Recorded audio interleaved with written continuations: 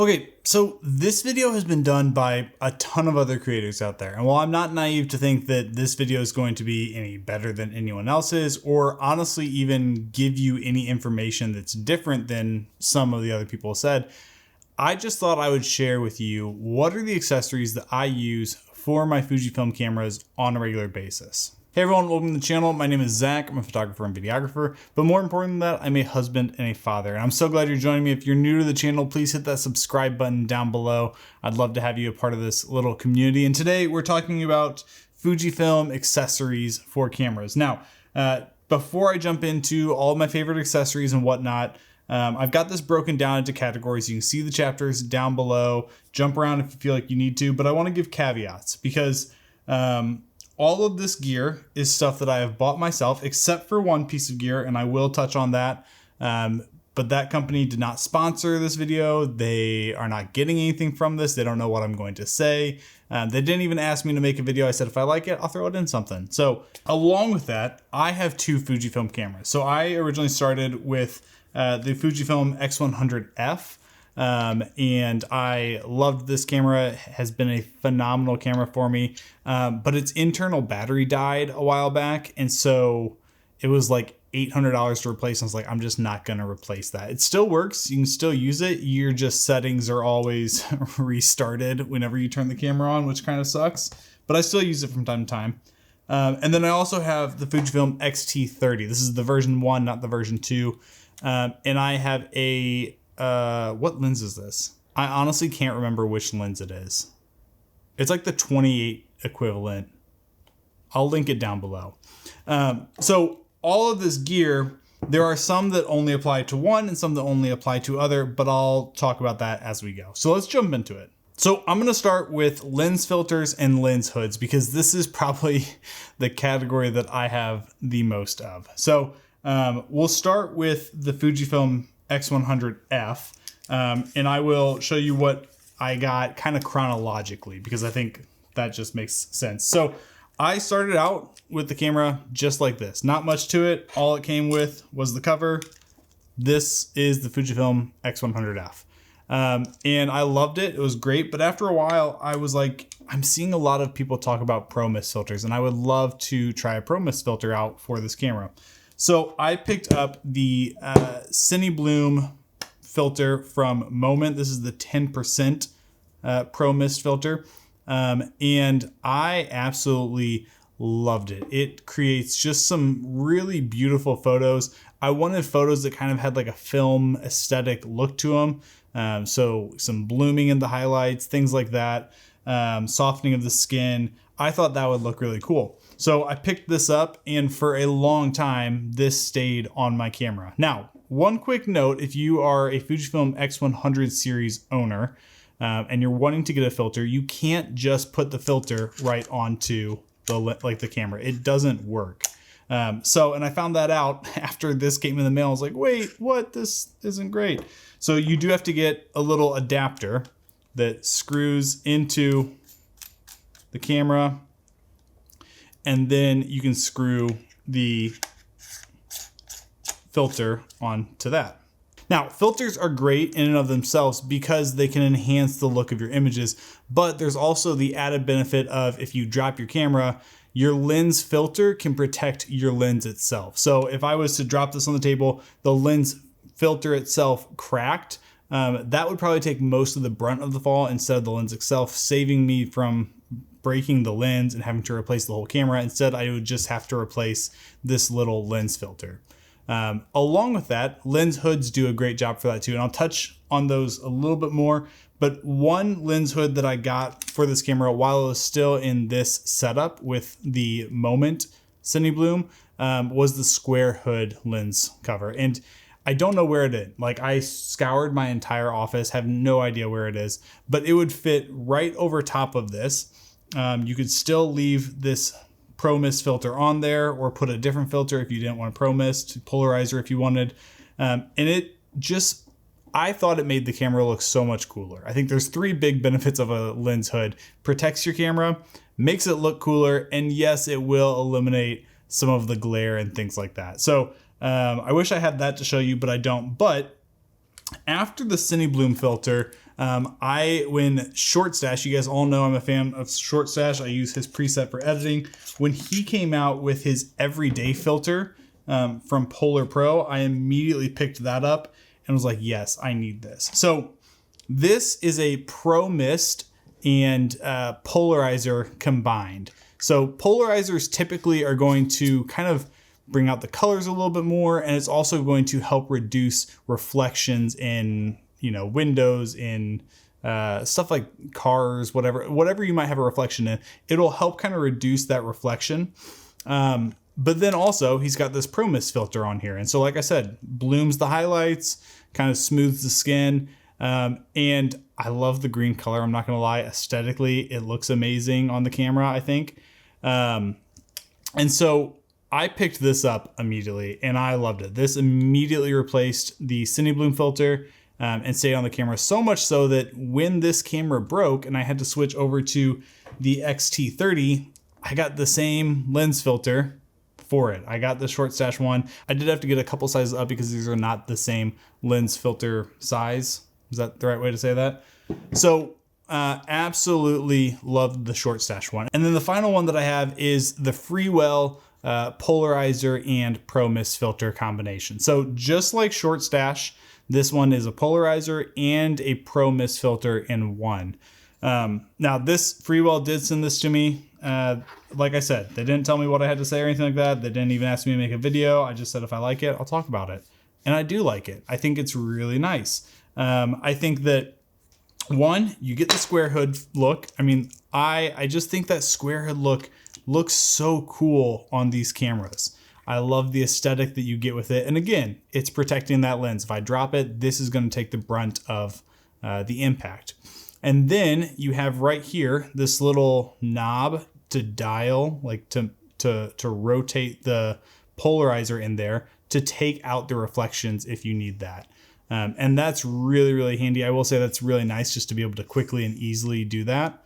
And the look of the polarizer, the look of the Pro Mist filter, super good. I love it. I've got no complaints. The only thing that I don't love about this is just how beefy it makes the lens. Like, it definitely adds a good amount of space to your camera.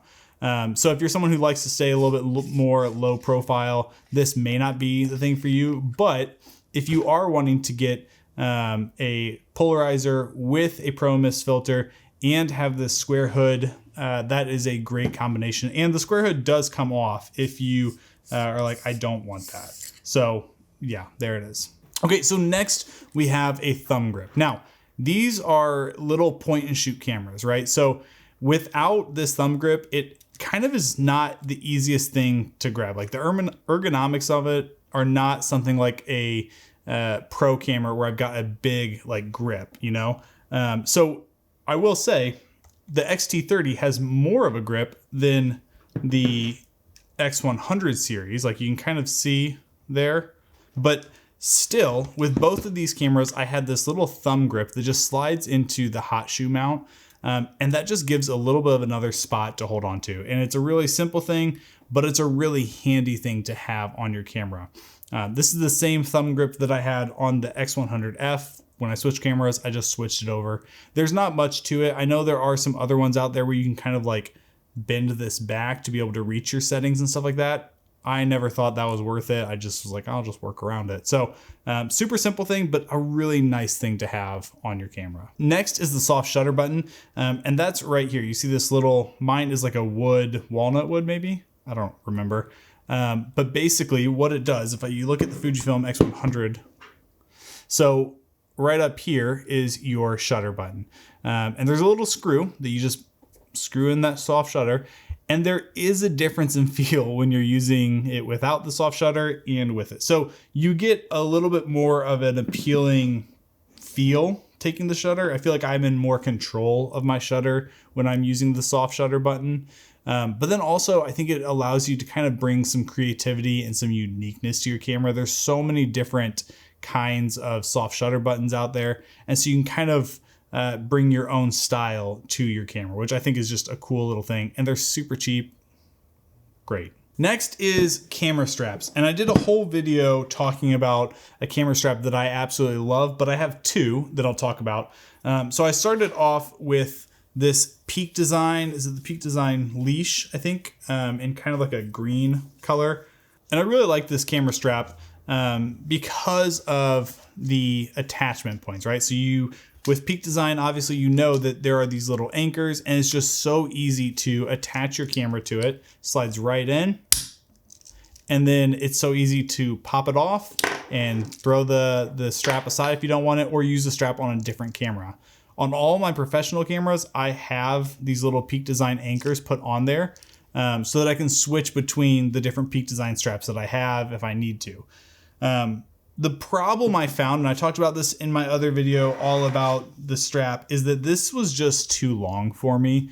I felt like the camera was always bumping into stuff. And so when I came across the Joe Greer short strap from Clever Supply Co., I absolutely loved it. And yeah, people have made comments like, oh, you're saying it changed your life as a photographer. No, like it really did make a huge impact. Like, it is so comfortable sitting here. The leather on the back of your neck feels good. It smells good.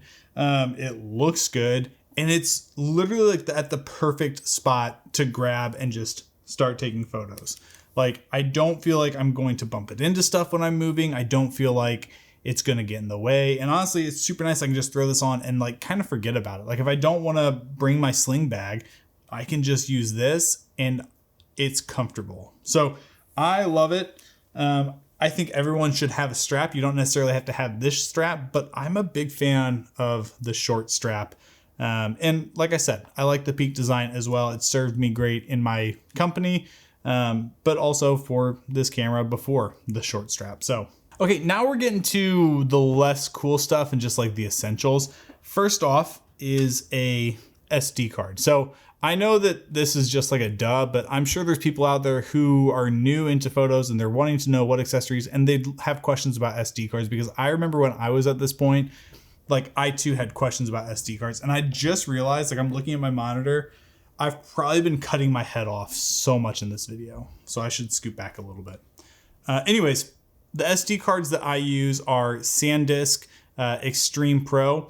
For my Fujifilm cameras when I'm taking photos, 170 megabytes, 64 gigabyte is what I use. So that gives me enough space and enough speed for the photos that I'm taking.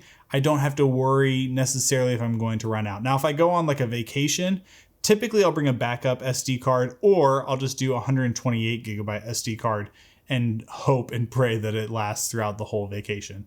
If I'm doing more professional work, I get higher quality SD cards. But for these cameras, the SanDisk 64 works great. Now, along with that, I am the kind of person who likes to edit my photos. So I know one of the big draws to these cameras is that you can use film presets and you can send the JPEGs with those film presets directly to your phone. You don't have to do any editing. I'm the kind of person who likes to edit. So whether I'm editing on my computer or on my phone, it changes up, but I'm usually using Lightroom. So I picked up this little adapter dongle where I can plug it into my phone, plug the SD card in, load the photos right into Lightroom Mobile, and start editing them that way. It's a nice thing when I don't want to pull out my computer, or like when we're on a trip and I just want to quickly edit one quick photo. This has been really, really helpful to have. And it's so easy to just throw in a bag. It's super small, lightweight, no problem. And then you have batteries. So I am a big proponent of buying brand specific batteries for your professional camera. So like all of my Sony cameras that I use for professional work only have brand specific Sony batteries. For these cameras, I'm less worried about it. And so I picked up a 2-pack set of kind of like name brand batteries. So now I have 3 batteries in total, and then it came with a dual battery charger, which I'll show you some B-roll of. And this has been really nice because then I can charge 2 batteries at once. I always have one charged. I always leave one in the charger just in case, so I know like, hey, we're good to go. And then I leave one in my bag, and it's nice to be able to go on it like a vacation and take all 3 batteries and not have to worry that I'm going to run out of space. I've never ran out of battery on all three at one time. So it's nice. I don't have to necessarily bring my charger with me. So I definitely recommend getting some extra batteries because the feeling that you have when you're out shooting and you run out of battery and you don't have a spare, it sucks. So pick up some extra batteries. You don't have to go with the brand specific ones. That's my own personal opinion, but yeah. Next is presets. So all of these things are things that help you go into taking the photos. I think presets fit into the accessory category as well, because these are things that are helping you edit your photos. And this is where a lot of people can get creative. So the presets you choose or the film presets that you use in your camera, there's a ton of different resources out there to find ones that you like, to play around with some. For me, I edit all of my photos, like I said, on my computer or on my phone. And most of the time I'm using Short Stash's presets. I really like his clean presets, his matte, like his base presets. I have multiple different sets of his and I just find them so appealing. I do my own tweaks on them after I kind of set it up. But I just love the film cinematic look to them. I love kind of pulling out the saturation a little bit. I love, just certain elements of it. And to me, they fit my vibe. They may not be your specific vibe, and that's totally fine. There's plenty of presets out there. I've used a ton over the past 10 years taking and editing photos. So definitely do a little bit of research, figure out, what is your preferred editing style, and then try to find some presets that match that. And then maybe down the road, build your own preset if you want. And then finally is a sling bag. So I think I'll add this into this conversation because I'm the kind of person who, most of the time, I'm carrying this sling bag with me. This is the Bellroy Venture 6 liter, I believe, because I'm not only carrying my photo camera, but I'm also carrying a video camera. And so being able to fit both of those in here easily, along with a couple of additional things like a battery pack and, cable and, this little SD card thing, like super, super handy.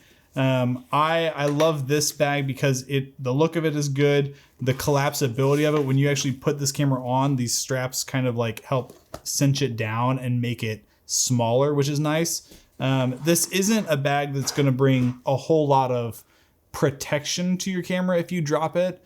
There are some out there, like the Peak Design sling that I've used is definitely more protective. But to me, I'm like, if I'm taking this with me, I'm not really taking this off. I'm not worried about dropping it. So this has been a fantastic addition to my kit, my accessories. Okay, so that's it. Those are all of the accessories that I use with my Fujifilm cameras. I hope you enjoyed this video. Like I said, there are plenty of other people talking about accessories out there, so definitely watch some other ones, see if there's anything else that you might like to try for your camera. But these are the things that I like for mine. I'll put all the links to them down below. If you like this video, please hit that like button, subscribe if you're not already, and I'll see you in the next one.